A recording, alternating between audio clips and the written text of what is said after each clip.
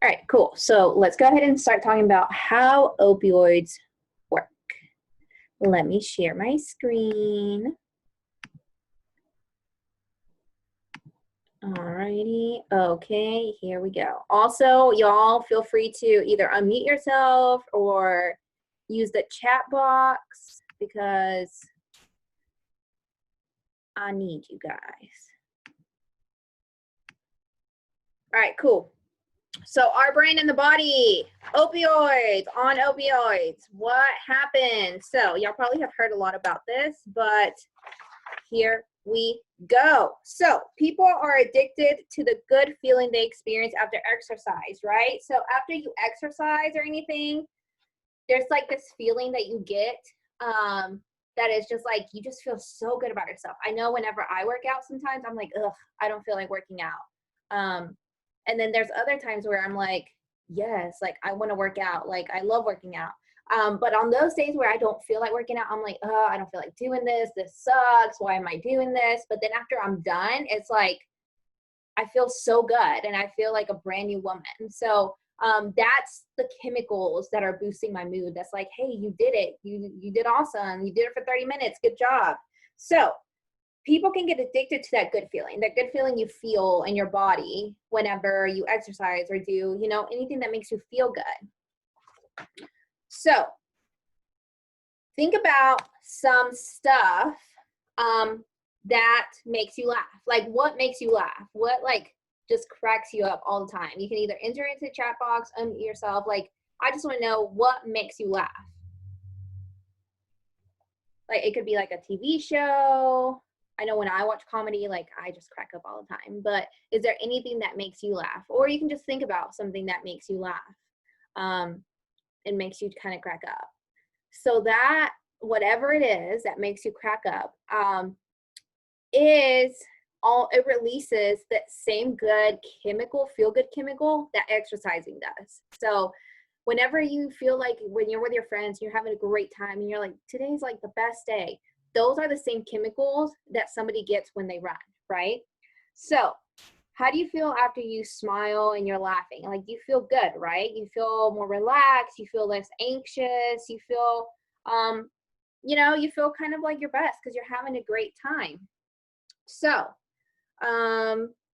like I said, feel good chemicals are released through laughter, which can improve how you feel. And it's like I said, like exercise. So natural mood booster. So let's talk about natural mood boosters. So, all right, bye, Angelina. Thank you for saying. So let's talk about mood boosters. So natural mood boosters are like chocolate. So if you've been to the clubhouse, you remember, or maybe we didn't get around to it, we always give our students a piece of chocolate, right?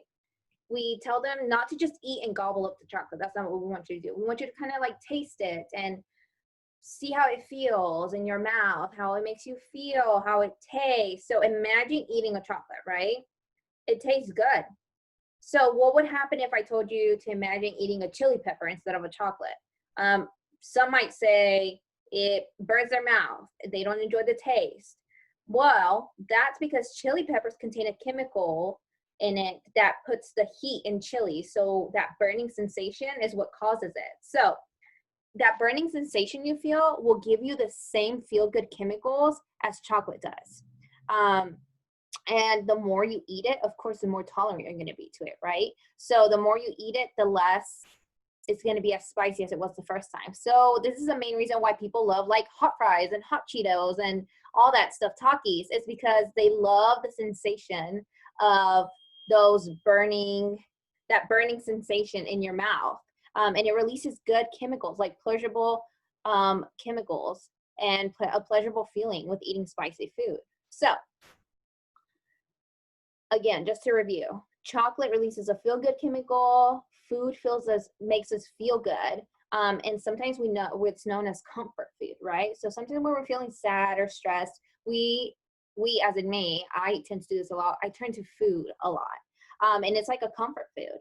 So, but it can become addicting to have comfort food, and that's not a good thing. So keep that in mind, that comfort food can become addictive. So moving on. So now that we learned about that, let's talk about endorphins. So this is a brain, as we can tell. So this is an image that shows messages being sent between cells in the brain. So the colors, like the red and the yellow ones, represents the brain activity. So that means like there's messages going to your brain. And that's what the image is showing. So the feel-good chemicals, like when you eat chocolate or you work out or you laugh, they're called endorphins. They make you feel good, right? So the nervous system produces this to reduce pain. So if you're like in a lot of pain, if you're stressed or you're scared, the nervous system will produce endorphins to respond to the sensation. So it kind of like blocks the messages of pain from reaching your brain. And it stimulates pleasure centers in the brain. So instead of you feeling that pain, it'll release endorphins and it will kind of like minimize the pain.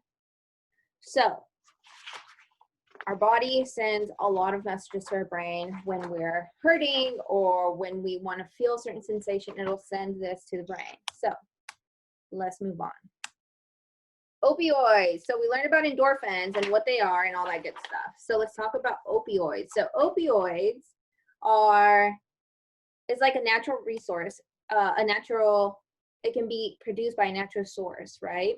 And it comes from like the poppy plant is where opioids come from. So it can be derived from a plant, and it can also be made naturally. It can be made naturally or in laboratories, okay? So it can be made in two places.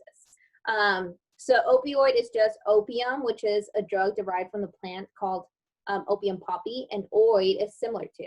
So opioids are the effects of opium. So you'll see opioids mostly in like the pill style, as you can see in the second picture.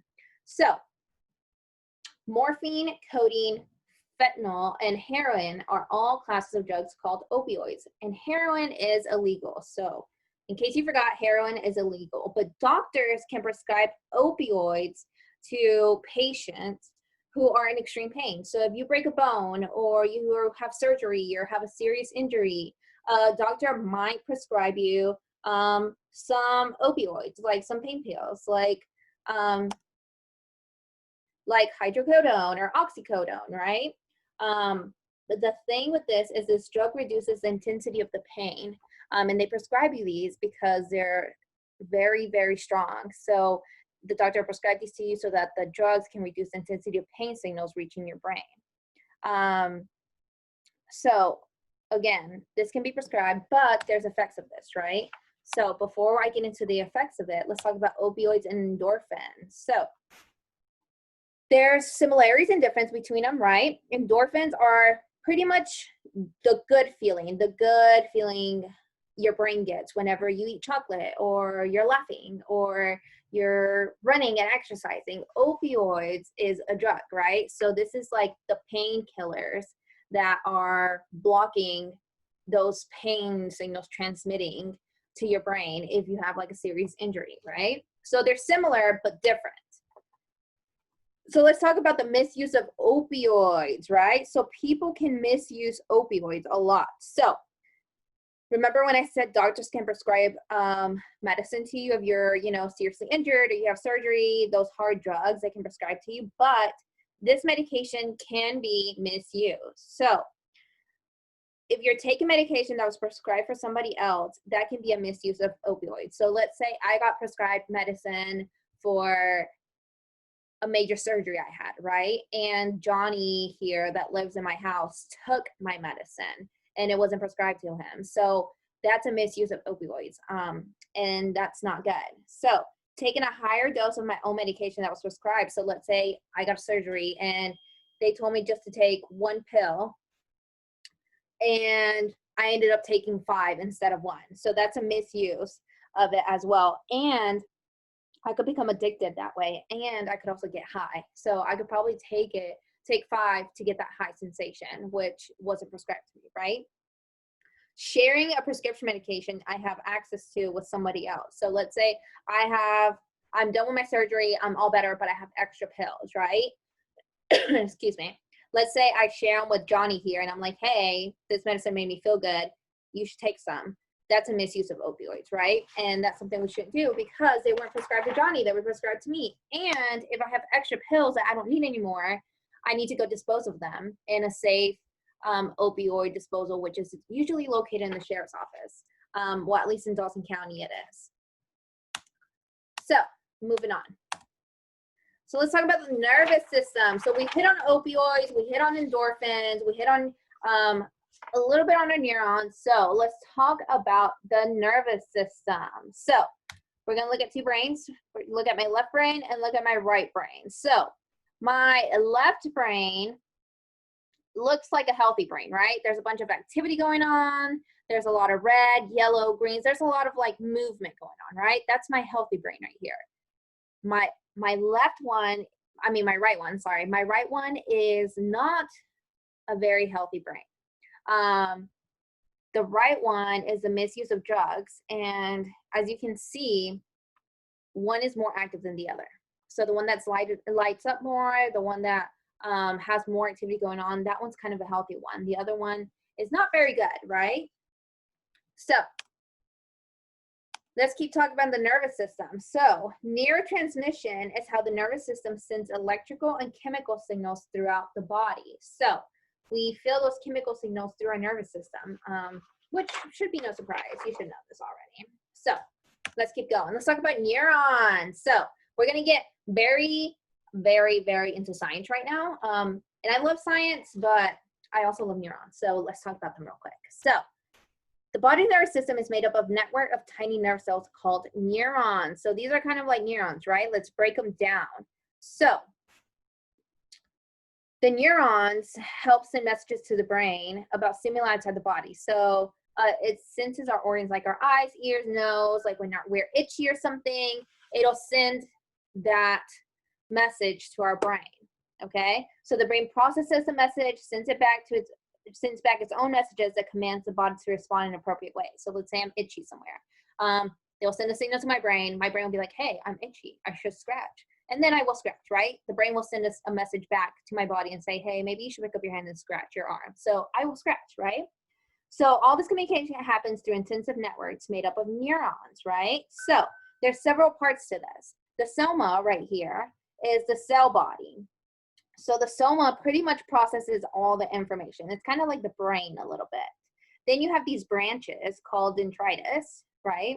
So as you can see right here, all these branches are dendritis. These receive the messages from neighboring neurons. So this one is receiving a message from this neuron, right? Because they're so close. Then you have the axon fibers and the bulb as well. So axon fibers, and then you have the bulb, right? The terminal bulb, which is right here. So these create an electrical signal and send it down to the fiber towards the bulb at the terminal, at the tip terminal. The signal can be transferred to the detritus of a neighboring neuron. So it's pretty much how your neurons communicate, okay? I know I'm going really fast, and I know these neurons are like blowing you away. I know. But pretty much your neurons is from your nervous system, and it's kind of sending chemicals to your brain, back to your body, telling you like something's wrong, or if you're itchy, or your foot fell asleep, something like that. It's just sending messages to your brain. Cool? All right, so we're not going to talk about, we're not going to watch this because it's kind of long, so I don't think we have time for this. But it pretty much, like I said, your neurons are there to send messages to your brain. And it's kind of the source of communication between your brain and your neurons. So let's keep going. So neurotransmitters are kind of, an easy way to explain it is neurotransmitters are like keys that fit certain locks in the brain, right? Different keys fit into different locks. So let's say my house key will not fit your house key, right? But because of the shape of opioids and endorphins, they're very similar. So opioids are able to fit into locks intended for endorphins. So let's say we're out running, right? We're excited, and this is an endorphin right here. This is an opioid receptor, right? Look at how small the endorphin is, and look how small the opioid is. So the endorphin would fit in the little receptor, and they can just pass on through, right? So that's why people get confused with endorphin and opioids. Endorphins are the feel-good chemicals. Those are good, healthy chemicals that you should feel. Opioid is a drug. And because your little neurotransmitters can't tell the difference, they just fit right in, like they fit like a glove, which is why it gives you the same effect an endorphin would if you take some opioids. So opioids mimic the action of endorphins by fitting the same locks. The affects feelings of brain as well as a person's overall emotional state. Endorphins are not harmful or addictive like opioid drugs are. So endorphins are more like a natural good feeling you get. Opioids are not, right? So endorphins come from positive activities such as exercising, laughing, and eating certain foods, like we said. Opioids, you have to actually take drugs in order for this to feel good. So the brain cannot tell the difference. The brain has no idea what's the difference between an endorphin and an opioid. So let's move on. All right, so we talked about endorphins, opioids, we talked about neurotransmitters, we talked about neurons. Now let's talk about our body, right? We have 6 systems of the body, right? We have our circulatory, nervous, respiratory, digestive, skeletal, and muscular, correct? So we all know what it does. The circulatory, the heart pumps blood back and forth. Digestive, is where your mouth eats, your stomach digests, your intestines move. The nervous system transmits signals to and from the body parts. The respiratory system takes in air, breathes with lungs to get oxygen to the body. Skeletal system is your bone structure. Muscular system gives the body strength, balance, and movement, right? So we're good on that. So let's talk about the short-term effects of opioid use, okay? So there's a reason why I told you the 6 systems. It's because we identify the 6 systems with the effects of opioid use here, okay? So euphoria is a short-term effect. So a good feeling from the lack of pain, right? So you get euphoria, and that's affecting your nervous system. You also get a slow heart function, which affects circulatory system. And you get slow breathing, which affects your respiratory system. Your dry mouth, nausea, and vomiting, it affects your digestive system. A warm flushing of the skin, a heavy feeling in the fingers and toes affects your muscular system. And your bone thinning affects your skeletal system, right? So every part of your body is getting affected by the short term of opioid use. So let's talk about the long term, right? So of course, this is just telling you what systems it's affecting, and a lot of them will get affected. But the most important conclusion is that the long-term effect of opioid is a physical dependence, right? So once somebody takes opioids and they keep taking them, they become physically dependent on the opioids, and they might only one time require one opioid in order for them to get high or feel good, and then maybe the next time it takes 2, and the time after that maybe 3, and then could get up to taking like 5 or 10 because they depended on it, and they build a tolerance that only one pill or something is not going to have the same effect as it used to. So that's why people end up taking more than one, because their tolerance is so high. Same thing with alcohol. People build an alcohol tolerance. So some people might be able to take 1 drink and feel fine. Some people may need to take 20 drinks in order to feel anything. So building that tolerance is what happens whenever you take drugs and alcohol. So once you build a tolerance, you suffer from withdrawals. Whenever you try to stay off alcohol or drugs or anything, you have to go through a withdrawal, or most people will go through a withdrawal. So you're also risking becoming addicted, which happens when seeking and using the drug becomes a compulsion or the primary purpose of life. So some people wake up in the morning and say, hey, I need this in order to keep going, or I need to get high in order to keep going. Like, I cannot function without getting high. So it increases the experience and the long-term effects on what it does to your body. So here's more of the nervous system, the short-term and long-term effects of this. So imagine how a person would feel if they experienced endorphin rushes every day, multiple times per day. So what would happen to the way they feel, right? They would probably feel like on top of the world most of the day, right? Because they're having these endorphin rushes every day, multiple times a day. So if, for example, a good example is if you've ever eaten several spicy things back to back, the food starts to taste less spicy overall, right? After you eat it more times. So that's pretty much building your tolerance. Is, let's say you want to eat hot Cheetos, and when you first started, you could only eat one hot Cheeto because it was just too spicy for you. And then next time you try it again, you're like, hey, I can eat more than one. I can eat 5 now. And then the time after that, you're like, hey, I finished the whole bag and I was fine, right? So that's you building your tolerance is what it's doing. You're just taking large amounts of a substance and it doesn't have the same effect as before. So some people do have some physical dependence on drugs and alcohol. So it's a normal adaptation to, so what this means, what a physical dependence means is a normal adaptation to repeated use of substance, which is not the same as addiction. So it's pretty much like you need this in order to keep going. The only thing that can happen when your tolerance gets so high is that people can overdose when they take too much of a drug. So the body starts to shut down and sometimes it does lead to death. So overdoses are common with opioid misuse because many prescription drugs are very strong and some people do not take them as directed. An overdose can happen immediately after misusing an opioid.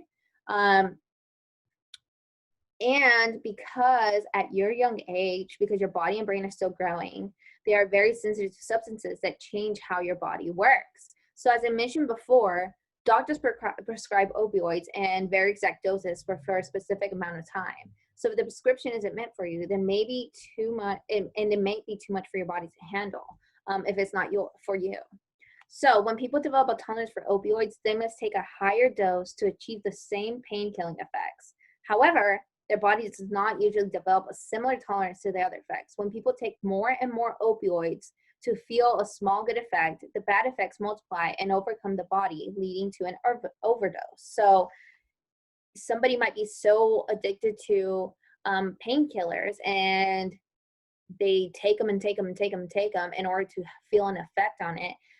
What they don't know is they're probably overdosing themselves because they can't feel the same effects they used to feel. So they keep on taking them thinking that they're going to get a high, but really they're overdosing.